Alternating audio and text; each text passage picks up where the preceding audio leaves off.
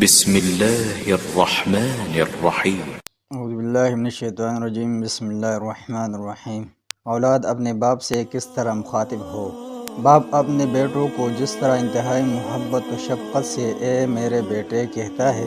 جیسا کہ حضرت نوح علیہ السلام نے اپنے بیٹے کنعان سے، حضرت یعقوب علیہ السلام نے اپنے بیٹے حضرت یوسف علیہ السلام سے، حضرت لقمان علیہ السلام نے اپنے بیٹے سے، اور حضرت ابراہیم علیہ السلام نے اپنے بیٹے حضرت اسماعیل سے کہا،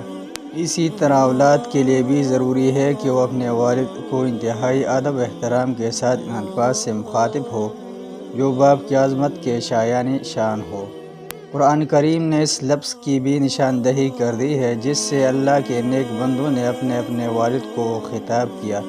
جیسا کہ حضرت یوسف علیہ السلام نے اپنے والد حضرت یعقوب علیہ السلام سے، حضرت ابراہیم علیہ السلام نے اپنے والد آزر سے، اور حضرت شعیب علیہ السلام کے بیٹوں نے اپنے والد سے کہا تھا، اے ابا جان، اے والد محترم وغیرہ۔ ان آیات کے مطالعے سے معلوم ہوتا ہے کہ والد کو خطاب کرنے کے لیے پیارے سے پیارا جو لفظ ہے وہ قرآن کے بیان کے مطابق اے میرے ابا جان ہے،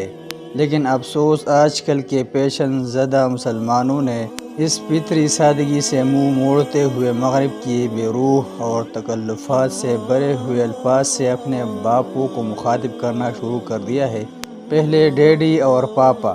کہنے لگے، پھر اس کا مخفف ڈیڈ اور پاپ بنا ڈالا۔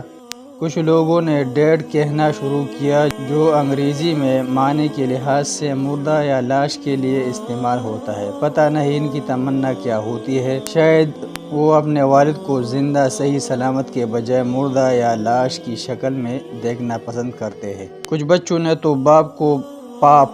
گناہ بدی بنا دیا۔ ہو سکتا ہے کہ آئندہ مزید ترقی کرتے ہوئے باپ کو کہیں پاپی نہ کہنا شروع کر دے، بلکہ یہ شروع ہو چکا ہے، حالانکہ پاپی تو بد کردار اور گناہگار کو کہا جاتا ہے۔ تمام امت اسلامیہ کو چاہیے، وہ والدین ہو یا اولاد، وہ اپنے آپ کو اس بے روح تہذیب اور ان بے رونق الفاظ کے خول سے باہر نکالے، اسلامی اقدار کو اور اس کے قابل فخر ورثے کو زندہ کرنے کی کوشش کرے، جس پر چل کر ہمارے اسلاف نے دنیا کو تہذیب و تمدن کے جوہر عطا کیے، خود فلاح و کامیابی سے ہمکنار ہوئے اور دوسروں کو عروج و سروری کے اعزاز عطا کیے۔ لیکن افسوس موجودہ مغرب زدہ مسلمانوں پر کہ وہ انہی کی اندھی تقلید کو معراج کمال سمجھ رہے ہیں۔